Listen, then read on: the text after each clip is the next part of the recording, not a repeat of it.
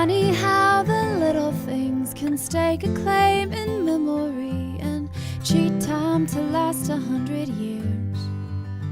I swore that I'd be strong enough to drop my heart and pick it up, make the great escape without a tear. I'm so naive.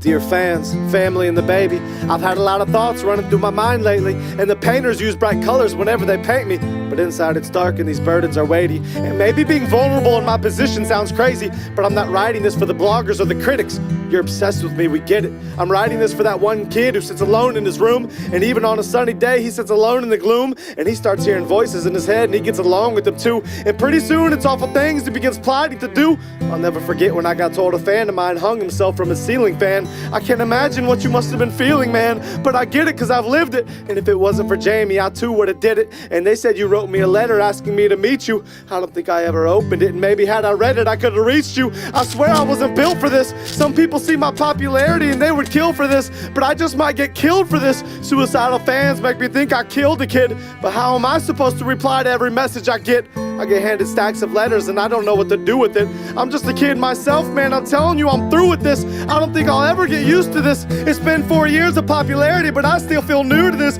You think the pace I keep is crazy, and I agree, it's ludicrous, but for some reason I can't find a way off this roller coaster I found my way on. I've spent my whole life on stages and now I just want to find level ground to lay on. I'm so sick of this spotlight, I could live in the dark and be fine with it, but they keep handing me markers and stuff for me to sign with it, and half the time I'm tempted to write someone else's name and not mine, cause maybe then this popularity can play games with their brain and not mine. Cause what pushes me over the edge of stability is the years of lost time. My baby girl's 6 months old and I've only been there for 3. Maybe one day she'll look back and say he's never been there for me. And my worst fear is raising her the way I came up. I wonder what she'll feel in her stomach whenever they bring my name up. I just hope she knows I took everything I was given and threw it back at the dealer. I grew up in a cult, broke free, and came right back with a heater. And your daddy became everything they said that he wouldn't. And your dad lived to do everything they tried but they couldn't. And they talked about your daddy in their circles and their cliques, and they write about your daddy's hurdles just to get clicks, but mostly they just want to be your daddy cause inside they're insecure.